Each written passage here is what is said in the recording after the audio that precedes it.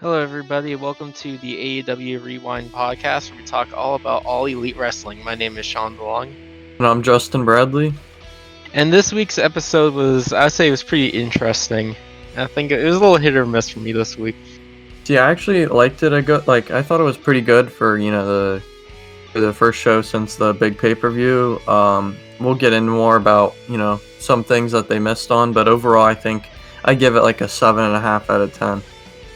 Yeah, I feel like, I guess I could give it like about the same score because, I felt like the show started really hot and then it ended really hot, and then like the middle kind of got a little rocky. Yeah, I think they could have done some things differently in the middle. Yeah, there's something about the middle of the show this week that just really didn't vibe with me. Yeah. So the show started with the Inner Circle sitting in the back, and when they reveal that apparently they ordered like Stadium Stampede Champions shirts, like if they won like the Super Bowl, but like they didn't win. Yeah. They had like a whole truckload of shirts. It was really funny because Jericho only thought they only had like a box, and then Santana was like, "Well, my guy from New York actually got a bunch of them, and they're in this truck." And he like opens up the truck, And the like the U-Haul truck whole or whatever. the whole U-Haul is just filled with with shirt boxes. And I just checked this morning, like recently before we started recording, and they have the shirts up on the shop for like $12. So I mean, I'm really tempted to buy one of those because those shirts actually look really, really cool, and it will be just for you. It's like a funny thing, obviously, because they didn't win. Yeah. It's But just yeah, we like wearing this around being like the inner circles, the same be champions, but we know it really happened. yeah, So the first match to open the show was Private Party and Joey Janela going against the Young Bucks and Matt Hardy. yeah. And we did get that little promo before the match Yeah, where they were just hyping up the match and all this, and they were like, "Matt, we want you to be a different Matt Hardy tonight." And then he kept like changing outfits, and they're like, "No, not that one." it was And like then one they're need to like, go older. "Yeah." So then they brought to like one of the original Matt Hardy out like gimmicks, He was whatever you like, want. "Hey dudes, want to be Yeah, spot monkeys?" yeah. So that was really cool to see. It's really cool to see Matt Hardy being able to do a lot of what he's wanted to do Yeah, they're calling like for Matt a Hardy while. Classic. Yeah. So, and it's obviously like the Young Bucks were, if many people know that the Young Bucks grew up like the Hardy Boys were like their role models. So it's really cool to see, them being able to wrestle together. hmm The match itself was really good, I thought. Yeah, it was a really good match. It was really good to see Private Party kind of get the ring rust off. You could definitely tell that they were a lot better than they were on the pre-show for Double or Nothing. Yeah, that was their first match in months. Yeah. So it was really cool to see that. And then Joey Janela obviously is always a good thing in any kind of match. So he had a lot of cool spots too. And this was the Young Bucks' first match on Dynamite since who knows how, like, since the crowds were there. So Yeah. it was real. I mean, once they showed up like to wrestle today, you saw how much like they missed the Young Bucks because Mm. they are so good. And it was just really cool to see the Young Bucks back on Dynamite. Yeah, the biggest takeaway from like the middle of the match was that there's an inadvertent super kick that would hit the Butcher and the Blade, and that kind of causes a little bit of a fight in the middle of it. Yeah, I don't know what the Butcher and the Blade are doing right now because they're wearing white and like just because they're down in Florida or like what's going on. And I then was thinking during this match was like, I was like, oh yeah, the Butcher and the Blade's there. They haven't been doing anything, and they've been sitting around. yeah, I And don't know now what their they're whole here. thing is like with the whole white because normally they're the Butcher, the Blade. They're supposed to be like these dark evil people. I don't know if it's a new gimmick or they're just down in Florida, so like they're trying to be like Yeah, the one better thing. mood. But Yeah, and the one thing was like, I don't know, the Butcher. I think it was like the one with the glasses and the mustache. Like he looked like someone like guy's dad or something. yeah, and then Allie, their manager or whatever you want to call her. So on Dark last night, they started this thing where she's like flirting with QT Marshall and trying to distract him. So like that's why QT was flirting with like Allie the whole night. If you caught on to that. Yeah, I guess I kind of saw some stuff though. They didn't really go too much on So the my guess side. is Yeah, my guess is they're trying to do a feud between the Natural Nightmares or whatever you call them, and then Butcher and the Blade. So that would be interesting. It's better than Kip Yeah. Sabian and Jimmy Havoc. We'll get into that, but yeah. Yeah. Also, at one point, I think it was Mark Quinn that gets like hurt, but I'm not too sure if he really is hurt. No, that was so it was revealed this morning. Well, I kind of figured it was kayfabe That's what I was assuming as well. because I mean it just all set up perfectly to the big surprise. Yeah, after the match, because after the match, Matt Hardy would like help him off the ring area, which I thought was like, this is the Young Bucks are now completely alone now, just in time for the Yeah. sneak attack. I heard a car pull up and I was like, "Oh no, is Yeah, this Cody again trying to run over Uh, a small that barrier?" I also was thinking that as well. But the Young Bucks get the win after hitting more bang for your buck for to get the win for the Bucks and Matt Hardy. But of course, so he said that Mark Quinn got injured, was helped to the back, which causes the Butcher and the Blade to jump over the barricade and attack the Young Bucks. And then that's when we hear the car rev up. Yep. And well, the Butcher and the Blade started going at him, right? Yeah. Before they pulled up. So they were going at him and then all of a sudden you hear the car engine or whatever and I was like, "Oh no." I just got like PTSD from Cody the Cody thing, but Slightly running over some barricades. yeah. But then it was like a really old truck. I'm not a big car guy, so I don't know what kind of truck that was, but it was an old truck and then I saw through the windows when they were driving by. I was like, Yeah. "Oh no, here they come." And I then think it was FTR, and then I popped up too. it was really cool because there was some sort of a crowd there. It seemed like there was more of like a fan crowd, like a fan quote unquote like friends and family there than normal. Like when they showed the back audience, like not the right by the ring, but like in the stands a little bit, and it seemed like there were a lot more than usual. Yeah, I think there was a little bit more than usual. Yeah, and it was really cool because they were doing the holy shit chants. So yeah, that really But made the moment better. yeah, it seems like they're going to be going by FTR now. I think it's supposed to be like their name or Yeah, whatever on the show. it can mean so many things, and for those of you who don't know, I don't know how you don't by now, but the Young Bucks and the Revival have had this like internet rivalry for the longest time. I remember seeing And all of it happen. yeah, and now it's all coming. Finally, it's gonna happen. So I'm excited to see what they do with this. But yeah, it's good that they call them FTR because like you said, like it really does mean a lot because they've come up with so many different meanings for what FTR means over the years. And then Cody tweeted out last night. He's like, "I hope they didn't hear what I said about him." Because he said it so many times what FTR means. It's after revival, Yep. but yeah, they came in. They looked like Butcher and the Blade stepped off, and they were like, They did hit a spike pile driver on yeah, one of them. because at first they were like, oh, Butcher and Blade was like, oh, we'll let them beat up the Young Bucks because that's probably what they want to do, and then they turned and beat up the Butcher and the Blade, and then that's what happened with that. And Yeah, so then after they beat him up, they afterwards FTR and the Bucks have like a little bit of a stare down, and then they leave. yeah, and I think they did a really good job of not having them fight yet because it builds up the anticipation more. Yeah, because And yeah, yeah, this can definitely be like a pay-per-view match. I think this could be like what they did with the Lucha Brothers when they had like 3 matches in a row on pay-per-views, like back and the final one was the ladder match. The one I was can like a see that 6-man happening. tag, and then the other one was like original, just them. Yeah, I remember Um, that. but yeah, so it just kind of blew past me like all the matchups that FTR could have, and I cannot wait. You got Lucha Brothers whenever Pentagon can come back. That would be an amazing tag match. You got Proud and Powerful. You got Best Friends. Like this tag team division stacked, and this just made it like even Even better. better. It's gonna be really fun to watch the tag team division these next couple of months here. Yeah, it's gonna be a great time for the tag team division. It Yep. is one of the best in the world right now. I do have to say. I'd say it is the best, but I don't know any other tag team division that's better. So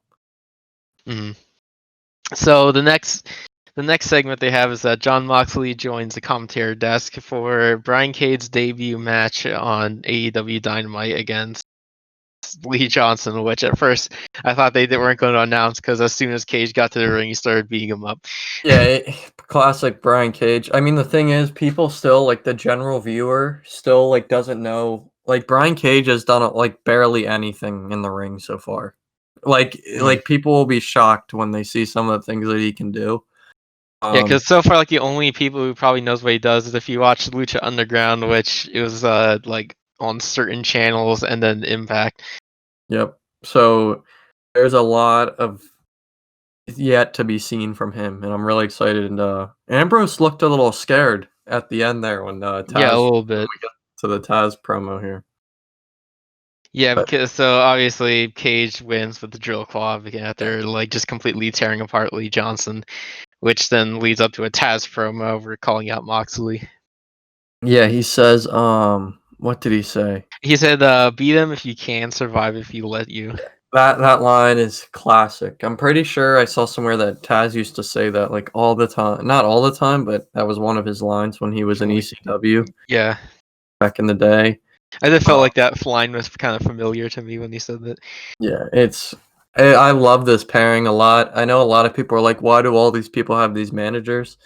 I mean, I some of think them do need them though. yeah, I mean Brian Cage can cut promos. I just think it just makes too much sense because you got the suplex machine and The machine. they call him the machine, so it just makes too much sense. And Taz is really good on the mic. And a lot of people just like recently, the past couple years with WWE, like before AEW started, like managers weren't too like they kind of died off. And I think Tony Khan and the rest, like AEW, really want to bring back how important managers are, and we've seen it how important it is with the Cody and Lance stuff. So I just can't even like they're only getting started with this feud, so we'll see where they go.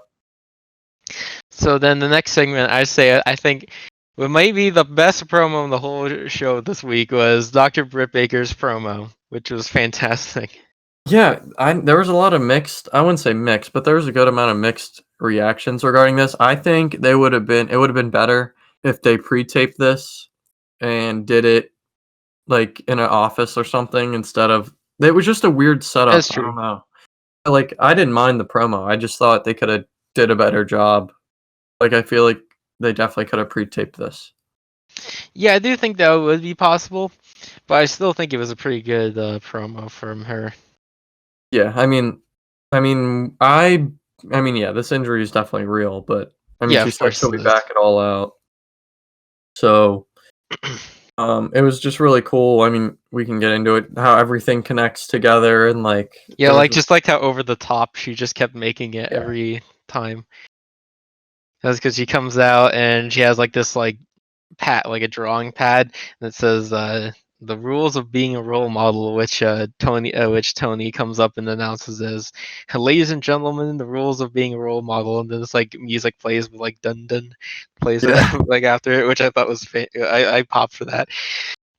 But we learned that one of the rules, and the rule number 3 of being a role model is don't hurt the role model. yeah. I mean, you don't want to do that because if she's not on the TV, how are you going to learn anything? So, um, but yeah, I think Britt Baker's definitely gotten better. It's a shame, obviously, this injury because she was really starting to, get better as a wrestler, and her promos were getting better. So now I think she can just take this time to get better at promos. So Mm-hmm. then you know she's not. I mean, she's definitely gonna be back and probably do really well, but she's got to use this time very wisely with learning about promos, and she's definitely started off on the right path. Mm-hmm. Because then, let's see, everything that happened in this, we have that says that's a big conspiracy that could be calculated all the way back to even when AEW was started. And it says that Chris Statlander is not an alien. Shida is a bad champion and a conspirator. Nyla Rose is a conspirator because she's used to be always agile on the ropes. Yeah, And and then, she couldn't yeah, land differently to hurt her leg, like that kind of thing. So it was like yeah, I've never seen her messed up doing anything on the ropes, so that makes her a conspirator. And then she said, "Who is the brains of the operation and of this whole conspiracy?" Aubrey Edwards.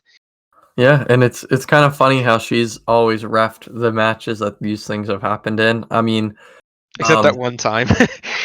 Yeah, yeah, they bring it up. It's like my broken nose, which she was there somewhere in the building. yeah, because this was kind of a while back, but in the summer she had the concussion during the match, and like literally in the Yeah, beginning of the match. that was back at Spider the f- Fest, or that, was it it was that the first show they ever did Fight at Daly's place. for the Fallen, maybe? Yeah, Fight for the Fallen. So yeah, so she literally went to the wrong because she was concussed, like it was legit. Hmm. She went and she tried to tag in on the wrong side. But she's talked about it on podcasts with AEW, like the AEW podcast, and then there was another one where she says like she literally had no clue and it was literally like her worst match of all time. Um, but yeah, it was really cool to see her find a way to connect everything together. Yeah, because Aubrey Edwards is always around her getting hurt, except that one time. But she was in the building somewhere. Yeah, and it's perfect because everyone loves Aubrey Edwards. She's like the most over ref in the company, and obviously that gets a lot of heat if you're attacking her Yeah. or something So like. yeah. So then at the end, she announces that she'll be back at All Out. And then on the back of her wheelchair, it said role model. Yeah. But roll, it was ROLL instead of ROLE because a wheelchair, rolls. Rolls. So When she comes back, I think she'll probably eventually get a run with the title. yeah, I mean, who even knows? I need to see some women's signings eventually here. I mean, I don't know who's even available anymore, but Yeah, I don't know. who knows who will be? It's like 6 to 9 weeks, I think they said. So that's she said by all out. So who knows if they add anybody here? Mhm. But yeah. So then afterwards, we have an interview with the Inner Circle, and this is where it talks about more about what the pep rally is going to have. So it's going to have pomp and circumstance, cheerleaders, a drum line, presence, and Uh, then yeah, I just loved in the beginning because I've talked about, I don't really like Alex Marvez, so I always like it when Chris Jericho tells him to shut up. He called him you fathead. He said shut up you fathead. So I popped for that. But yeah, yeah. and then Orange Cassidy meanders into the interview, and then and so Jericho saying "See you later, Orange." Yeah, I kind of figured where that was going because I knew he was in the battle royale, so um I kind of figured where that was going, but yeah. Yeah, it was pretty much it kind of telegraphed what was going to happen later in the show. Yep. So the next match of the night was Christy James versus Hikaru Shida, the new AEW Women's Champion. And I like Christy Janes. Like from the beginning, I was like, they need to sign her like immediately because I think she, like, I think she has potential there, and they need depth obviously right now with what's all going on in the travel ban and stuff. So I Yeah, think they there is should potential definitely, there. yeah. And it was the beginning how she, I don't know how close to the beginning it was, but she started to dance, and then she told Sheeta to dance, and then when Sheeta was about to dance, she like kicked her or whatever to the ground, which gave her heel Mhm. heat, which is a really good Also, spot. also want to note that Shida came out with her kendo stick this week. Yep, She classic. got the Yep. kendo stick back. And that belt like perfectly fits her too, compared to who it was on beforehand with Riho and then Nyla Rose. Mm. But And like I said, like the one point, I would say James still needs to get a little more work on her some of her abilities in the ring because oh I think yeah, at one for point, sure. But I think she has a ton of potential that it's all workable stuff that she can Mhm. fix. Yeah. Also, like they introduced a new chant, "Holy Shida." Yeah, I love that chant. Um, I think that happened like before, like so. What happened? I think they did that chant. That chant got popular as TV still like the live crowd started to slowly stop with this whole thing, and then it was unfortunate because there's no live crowds anymore to chant it. So I'm happy they're trying to keep that chant alive. So when the crowds Yeah. come back, they can start that up again because that was a really cool chant. Yeah. So Shida gets the win with a Falcon Arrow, which is a little different from her running knee. Yeah, they gave the Christie some offense, which was really cool to see Mm. instead of just getting buried or not buried, but being a jobber. So, um, but yeah, I really think I mean, it's shown that I mean, Sheeta's definitely like improved throughout AEW starting up from October, but I think they should have put the belt on her first, and I think that was a bit of a mistake. But we're here now. She has the belt, and I'm excited to see where they go. Yeah, because I think Hikaru Shida can be a really good champion. Yeah, I just don't know where you go from here because I mean, Big Swole maybe. I don't know. I just feel like there's not too many women that are like not respectable, but that have a fair shot of winning now that Britt Baker's gone. Like Maybe it's like Penelope Chris Ford. Statlander, Nyla Rose, which she already beat, and then What about Penelope Penelope Ford Ford? maybe. That's what I'm thinking. He'd probably go. Yeah, I don't know. I just We'll just have to see where it it's just goes. frustrating because like if this pandemic or the travel ban wasn't a thing, like all the talent they could bring a lot of people over that are Mhm. stuck over in Japan or England or wherever they're at. So the next segment of the show was a Cody promo, playing over him being the new TNT champion. And he starts by saying Tom Brady is his favorite quarterback, which boo. But then he parallels himself with Brady because he wasn't the first called. Yeah, and he said people Connecticut doesn't like me, and for those of you that don't know, that's where the WWE headquarters are. So that was a little shot. Um but yeah. He seems like he wants to have like open challenges or something. Yeah, so what they're trying to do is do like a John Cena kind of thing, and we'll get into it here. I mean, I don't want to spoil what happens later, but I remember bringing it up something like that, saying that it could be this title could be like an open challenge kind of thing by whoever's the champion. I don't think it will be like whenever the title changes hands. I don't think it will be like that. I I don't just think it's think gonna be. Oh yeah, I don't think it's gonna be with everybody, but I believe like someone like Cody would definitely do yeah. that. I mean, it's really good. No more I think about it, it's really good to start as Cody with the champion because he can get over a lot of things and a lot of different new like mid card wrestlers. And we'll get into who he's going to face next week, but I think that's going to be a great match, and I think a Hmm. title change could honestly happen next week if, let's say, Lance Archer comes out again and messes him up, he loses the belt, bang, that's gone, Could and you got happen. Jungle Boy. I think would be a great face to have the belt on. Yeah, and yeah, over this during this promo, he was playing over like his work ethic and like he was saying about like how he grew up basically in front of our eyes because he got started on TV and then he's now here in AEW. Yeah, this wasn't like my favorite Cody promo of all time, but it was a good one. It was a solid one. So he got the point across, and like I said, the next week's gonna be a fun match between him and the one person that won the battle royal, which we'll get into.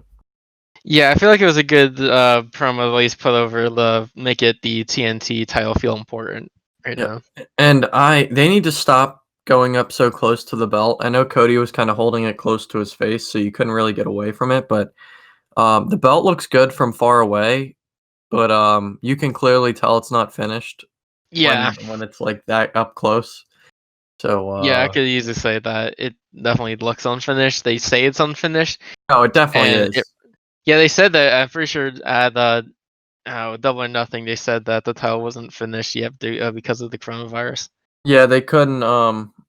I guess the shipping and or like the people that make the belts, like they couldn't get into the. I don't know, but basically, it's not finished. So I'm not really. It's understandable. It's not like nothing was going. It's not like there's a pandemic. There wasn't a pandemic going on, so they didn't have an excuse for it not to be ready. Mhm. Um, but yeah, So then the next match on the show was SCU of Frankie Kazarian and Scorpio Sky versus Kip Sabian and Jimmy Havoc, with the winners facing Omega and Hangman next week. Which, hmm. yeah. This we kind of brought this up before we started recording, but I don't know what that whole thing was about the pre-show from Double or Nothing. I don't know Yeah, if. they said the winner that match would then go to Fyter Fest to fight the Best Friends. Wait, so the pre-show is to the Fighter Fest. Yes, Okay, that makes a little more sense because then it was like, but it just made it it is seem like very weird. yeah. And Did they bring up Fyter Fest earlier, or like the actual Brian Cage Um, and Cody, or was that later? yeah. Well, I think they said earlier that it's gonna be at Firefest during that Taz promo. Yeah, they didn't give a date though, Yeah, which they just say it's gonna be happening sometime. which I don't, and this is just me speculating. I don't know anything, but maybe they're trying to wait on a date because they might hear some rumblings that maybe they could have some sort of a fan Maybe, but attendance. like I feel So like right now the best time to do would be like July, like maybe yeah, mid like to late late July. July.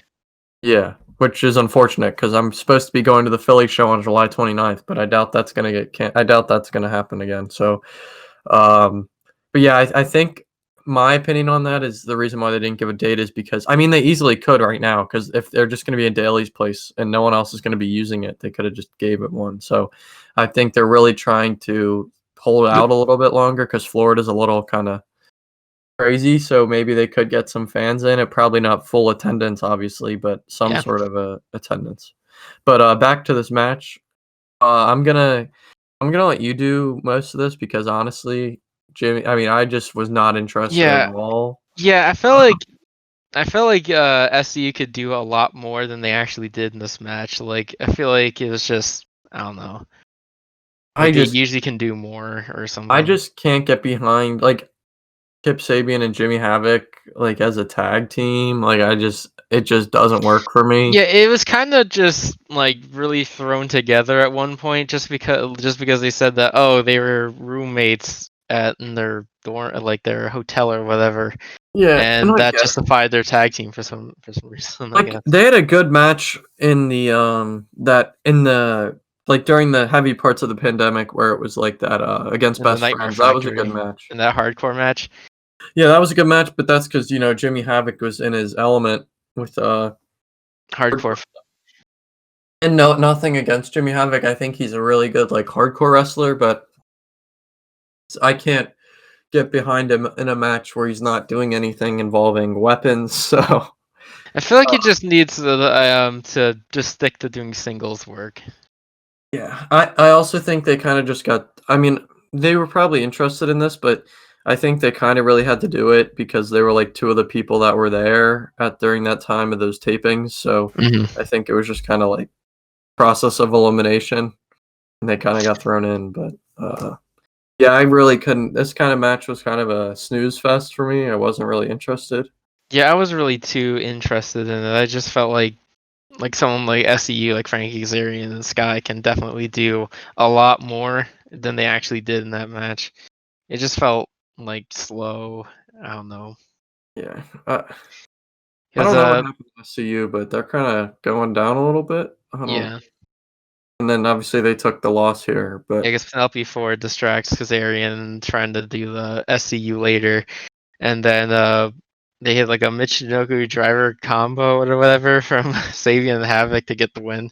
yeah, and it's a shame because they're gonna face I mean, it was revealed that they're facing Hangman and Omega for the tag belts Yeah, next next week. week, and I like, for the first match of Hangman and Omega back together tagging since, Revolution, that whole crazy tag match, like, I am not looking forward to this match at all, and it's really sad because, you know, I really like Hangman and Omega, so, So yeah, I then don't the team that wins next week is gonna go against the best friends at Fire Fest whenever it's yeah. gonna happen. I mean, it just makes too much sense that I mean, I just hope Omega and Hangman. I mean, I'm pretty sure they will, but because I think they should just have them win and then have them lose to best friends at Fighter Fest. I just still think this whole like situation of them making another number one contenders match like right after they just did another number one contenders match was kind of strange. Yeah, I can't get behind. I don't think I ever will be able to get behind Kip Sabian and Jimmy Havoc. So I mean, Yeah, we're just gonna I have to think live there with it. are a kind of a tough tag team to get behind. I just don't. They're really just kind of thrown together for this tag team. Yeah, it's just. But It's next weird. we have the MJF promo, right? Yeah, yeah, the MJF promo following that. And it's classic MJF. Taking shots at the people who came from out from other companies to get pushes and stuff like that. He's like, I've never had to do that, and I still haven't gotten a title shot, which is kind of crazy to think about. He really has never had a title shot yet, Yeah, and I'm sure that'll come. I was kind of going in with the expectation that MJF was gonna win this battle royal, but they kind of 'cause- threw the swerve, which was good. yeah, because he was talking with about saying that like Wardlow's gonna be there in the match as well, and try to like protect him. So then it'll just come down to them two as the final. Yeah, and Warlow will be there as insurance, as you said, and then Warlow kind of spoke for the first time, and he was And like, he then said like MJF one just cut him word or off. whatever, and then MJF kind of got mad, but then it was obvious. It seemed like it was a joke, but maybe there's kind of a growing Some rival, like tensions. yeah, some tension going on there because it seemed like even if MJF was joking, like Warlow did not look happy. So That would be interesting. It's like I don't know how they would have like Wardlow with like because I would imagine like if he was gonna break up with MJF, I can only imagine seeing Wardlow be like a a face, somewhat babyface. yeah. That'd be weird. I I don't don't think know. it'll happen for a while, but Yeah. I'm sure they'll slowly start to tease this. We obviously saw when we get into the battle royal, there was some kind of tension between them again. I mean, not tension, but there was a little mess up there at the end Hmm. with the diamond ring. Yeah. So going into the Battle Royal, and which of course is the will challenge Cody for the TNT Championship. Uh, we have let's see, a lot happens in this match. Yeah, see, again with this, I didn't mind the battle royal. I think they could have done this a lot better. I think what I would have done was just scrap. Well, this is just me being biased because I don't like Kip Sabian or Jimmy Havoc either. But I think you could have scrapped that and had a longer battle royal, but like do like a classic one where you do like entrance, like with the countdown. Oh, you mean like the Casino Battle Royale Yeah, kind of I thing? think you could have done something like that compared to just throwing everybody in the ring at the same time. Yeah, those kind of battle royals are kind of strange for like AEW's whole style. And they kinda gave us a weird time for the commercial because like, half of the people entered during commercial, at least on the TNT feed. Hmm. So, it was just like all these people showed up in the ring, and I was like, "Okay, well, the only people that I could see winning this is MJF," and that was pretty much it. Maybe, that was it pretty much. So I was, like, expecting MJF to win. Yeah, and I would say one thing was like also a lot of people got eliminated during commercial breaks. Yeah. Again, I don't hate this, like, I didn't hate the match. I definitely think, it was a little there were some fun moments there, but, I feel like they could have done it a little better. Yeah, and let's see, there's like a few like big moments of the entire match. I guess Billy Gunn's actually in this match, Yeah, and when they he was on the side, and then they started playing his music, and he was like, "I'm in the match." He's like and then he got all hyped like for it. he didn't know he was gonna be in a match, like he was just out there In waiting, and his then gear. they just played him. Yeah, he was in his gear underneath his like regular street clothes. He had his wrestling gear. So Yeah. he, I guess he was just waiting for the opportunity, and then they just announced it, and he didn't know it was actually gonna happen. Yeah. But Billy Gunn eliminates Cole Cabana, and then after he got eliminated, like some of the members of the Dark Order were at like ringside, and they gave him like a paper promoting Dark Order from the join. Yeah, and then, it was announced next week that today that Colt Cabana's facing Chris Jericho. So I don't know, Mm. if we could have a little, Dark Order versus the Elite now. If, let's say, Colt Cabana joins the Dark Order, I doubt that'll happen, but that could be a potential feud. So, he took the paper, he folded it up and Yeah, brought it with him, so who knows? that could be like a mini feud between like he might like have a match against a member of the Dark Order in the coming weeks as Yeah. well.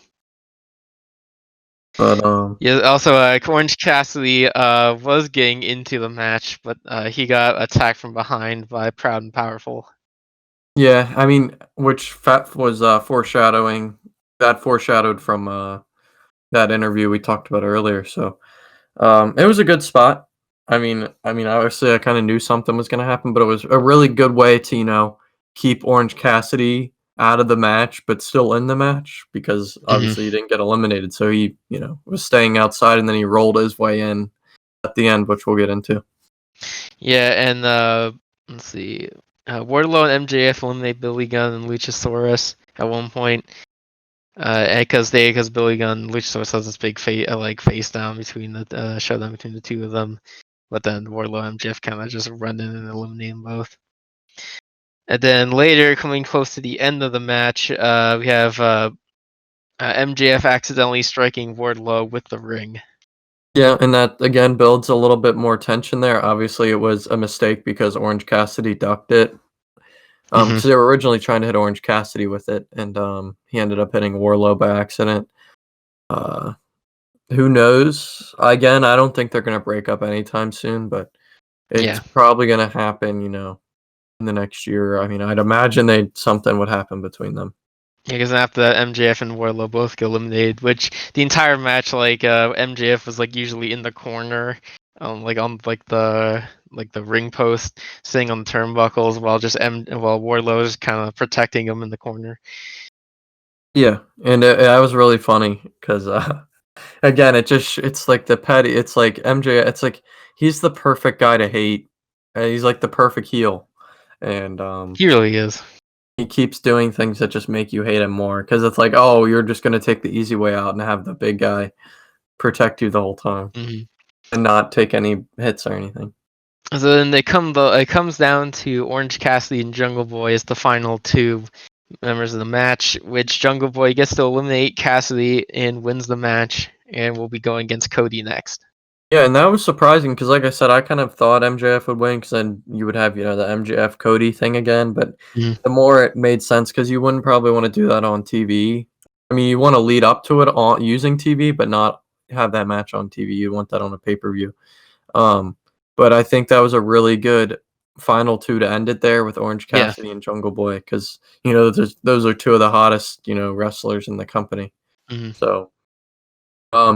And obviously the Orange Cassidy got some offense in, but in the end, Jungle Boy won, and I think. You're supposed to be facing Cody next week. And hot take, whatever you want to call it, I think Jungle Boy could win, and It's possible.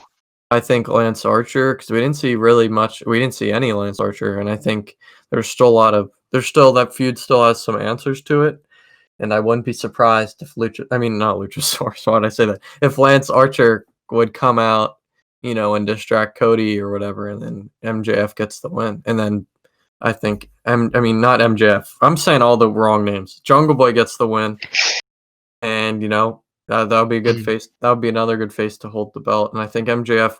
Why do I keep saying MJF? Okay, I think Jungle Boy. That would be a good face to hold the belt, and he'd have a lot of good feuds with a lot of good mid card talents. Mm-hmm.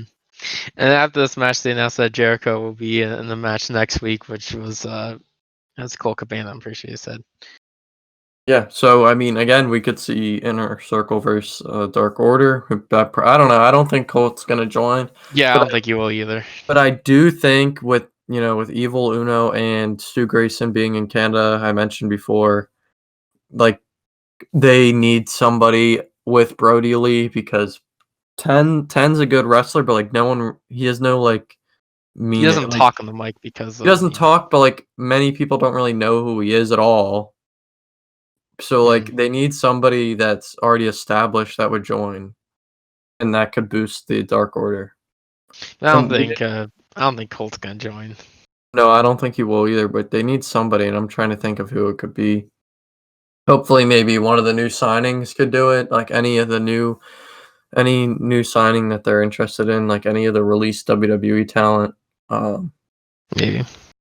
But yeah, also, when Cody was cutting that promo, going back to that, I forgot to mention that Zack Ryder, Matt Cardona, he tweeted out "open challenge ... with the eye emoji." So I mean, obviously he's just joking around, but that would be a fun match between Zack or whatever Matt Cardona, whatever his ring name will be, and Cody because they're pretty good friends. I'm pretty sure he's AEW bound. It's just a matter of time for all his contract to be That up. could be interesting if he would show up there. Yeah, but I honestly think Jungle Boy has a good shot to win next week. So He does have a pretty good chance. Could be a really close match next week. Yeah, that's gonna be. I'm excited for that. I mean, out of the 2 matches or 3 matches, I guess they announced that I'm not looking forward to the tag match, and I'm looking forward to Cody and Jungle Boy. Yeah. So for the very last segment of the show, we have the Inner Circle pep rally. And okay, this is classic Inner Circle again. This I mean, is all well, classic Inner Circle. I mean, who introduced them? It was Vicky Guerrero. Yeah, and I don't know if you saw, but I'm pretty sure it said like on her name plate or whatever that they showed, it said "Get your earplugs" or something. On the they have the little notes on top of their Yeah. name. It said "Get your earplugs." That was pretty funny.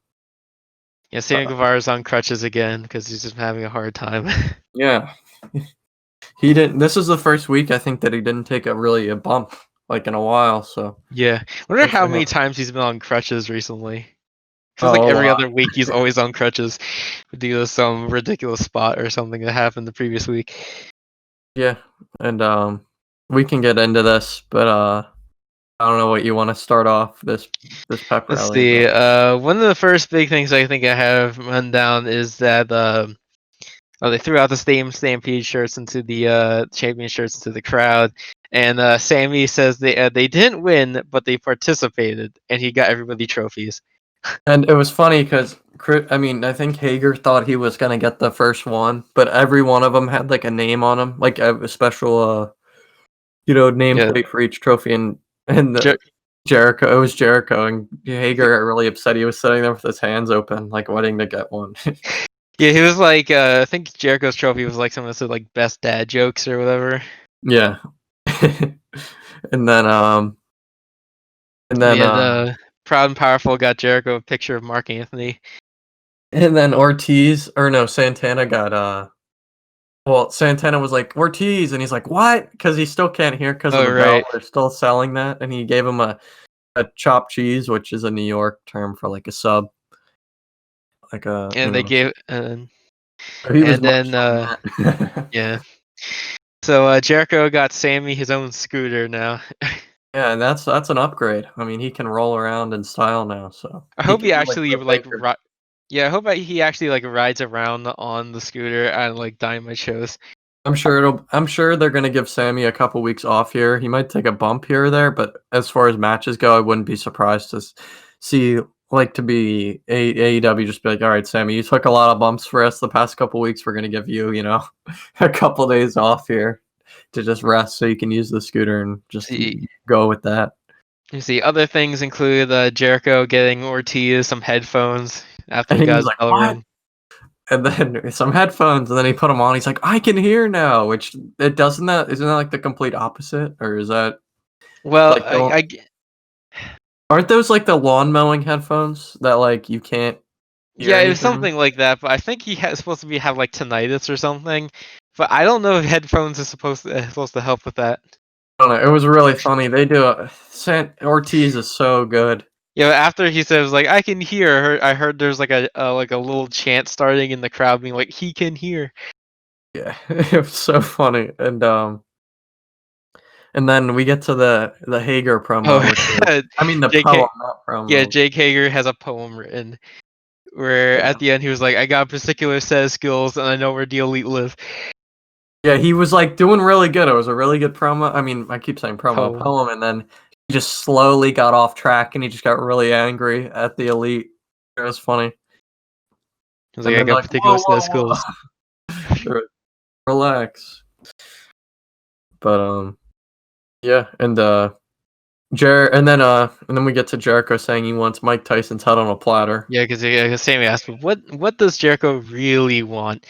And Jericho says that he wants his Tyson's head on a platter after I think after he got attacked on a certain Monday night back in 2010. Yeah, and then Sammy's like, "Well, I got the next best thing or whatever The cheese platter with in some the like a bubbly. little bit of the bubbly," and they lift it up and it's all gone or barely anything The left. bubbly is empty. Like there's bottles in there, but nothing's filled. And like all the cheese and meat is all eaten for the most part. Yeah. And then And then after that is when Mike Tyson shows up with his posse. I loved everything up until this. Like, I don't know. I'm not a big like boxing UFC guy, but apparently there was some big names there in that Yeah, group. I watch a lot of like UFC and stuff, and they were like, they had Henry Cejudo was there, and you had later found out Victor Belfort was there, and Rashad Evans was there, which I was like, why? People were I saying it was a big deal though. Like, I mean, I guess they're pretty big names. And I mean, yeah, like Henry Cejudo just came off of winning, like defending his like one championship, and then announced he was gonna retire because he held two titles at the same time. yeah, so I mean, I guess that's good. I mean, social media took it well. Honestly, it got a lot of Mm. traction. I know ESPN, like a lot of sites wrote articles about Mike Tyson this whole segment. So I mean, it was good publicity. This to me just had WWE kind of stuff all over it, and I Also, didn't for really some like it. Also, for some reason, I found out later like early today that um one of the members of Mike Tyson's posse was 24 from the Jersey Shore. I didn't Um, even notice that. yeah, I didn't notice that either because I don't watch the Jersey Shore, but they said that was what one of the people that were there was, and I have no idea why he would be there. Yeah, it was Um, a weird group, but it was a really strange group of people that were in that posse for Mike Tyson. yeah, and they kind of just get they all line up one another, but obviously the inner circle are outnumbered. It seemed like, Mm. and Jericho gives Mike one last chance for an apology, but then that's when the fight breaks out, yeah, and well, like the whole locker room comes like to break it up. yeah, I get what they were trying to do. Like, I mean, I thought it was like whatever. Like, I didn't pop for it or anything, but I mean, I just think, I don't know. I think they could have used him in a different. Like, I thought, I don't know where they're going with this. I kind of want them to do like a cinematic match if they're going to do anything with Tyson. I think you could do some sort of pre-taped cinematic match between Chris Jericho and Mike Tyson, and I think that would be really fun. But I don't want to see him live wrestling. Mm. Yeah, though at least like, I think the best part at least was that the show ended with like when it was fading out, it was just like Jericho yelling for Mike Tyson, and then right when like the audio was fading out, it was just like ah. Yeah, it was. It was obviously a hot ending. AEW is known for that. I'm kind of like I'm not really excited for next. I'm not saying I'm not excited, but like I don't. There's not. This is the first time where it felt like there wasn't too much to look forward to for me for next week. So I'm Yeah, kind of maybe it'll surprise me and be one of the best dynamites that they've had for no crowds, quote like yeah. real crowds. But yeah, next week I don't have as much of a hype for it as much as some of the past other weeks. Yeah, I'll and say that. watch something's gonna happen next week, and it's Yeah, gonna blow something our could. minds. Yeah, something could potentially happen that will blow all of our minds and we'll go crazy over. Yeah, I mean, I'm still hoping for Sting to show up eventually, but I don't think Hey, it'll be next you week. know the closest we ever got to Sting showing up was Cody hitting that stinger splash on Lance Archer. Yeah, again, it sounds like he's gonna go to AEW at some point. I think they're just kind of waiting for the crowds to come back, but He might just like overall, show up maybe once or twice and that'll be about it. yeah. But overall, like we've talked about, AEW's done a great job of doing these events with no fans, like no real, Yeah, no paid one really in the attendance. crowd. So for what they've been doing, obviously it's not the best product that they could be putting out there, but they're still putting out, in my opinion, like 7 out of 10 shows, even better. Like the show leading up to Double or Nothing, I'd give that like an 8-ish, maybe close to a 9. But I mean, as long as they're pumping out like average shows, like 7s or higher, like I don't really mind it. At least they still have heat going for the company and a lot of like buzz going on, and at least Yeah. it's good for them. Yeah, and we still haven't heard from Bodie Lee following that match. I mean, he said he gained his respect on Twitter, but we haven't heard from him on Dynamite. And Lance Hmm. Archer and Jake we haven't heard from. So there's a lot of names there that we didn't really get to hear from. Yeah, maybe you got to see what's gonna happen next week. I mean, I gotta remember Brian Cage is still. Who knows what they're gonna do with Brian Cage? I see, like, I like the whole jobber kind of thing with like getting the big guys over, but I feel like Brian Cage is just like you don't need to do that. I Like, feel I like feel they like just he want can to do beat. that. Yeah, I feel like they just want to do that at least once, just to get over like how destructive he is. Yeah, I would love them to have a match like Brian Cage have like a solid like Ray Phoenix. If anybody wants to see know more about Brian Cage and what he can do with like the little guys, like definitely watch Ray Phoenix. Him and Ray Phoenix had a good match on Impact. And I mean, Ray Phoenix we all know how good he is, but I'm pretty sure he's even had matches with Ray Phoenix on like Lucha Underground as well. yeah, so everywhere. So I think I don't know where they go with Brian Cage because they could just do the classic route that they did with Brody and Lance, where they just start beating up like jobbers or whatever. But also, we didn't hear from Darby Allin this week as well. Yeah, that's another one. He probably is taking the night off from that brutal bump he took. Well, 2 brutal bumps. 2 brutal bumps. I think he could be an option for the Open Challenge eventually. For sure. It's just a matter of time. I mean, again, the Open Challenge might not be really a thing for that long because, like I said, Cody Rhodes could lose right away. But I don't know if that's going to happen. Yes, we most probably just have to stay tuned to what's going to happen next week because we haven't heard a lot from too many people. And we just have to hope some of those matches that so far that don't really seem too interesting actually, pay off. Oh, real quick, did you watch Being the Elite this week? What was it? Did you watch BTE this week, Being the Elite?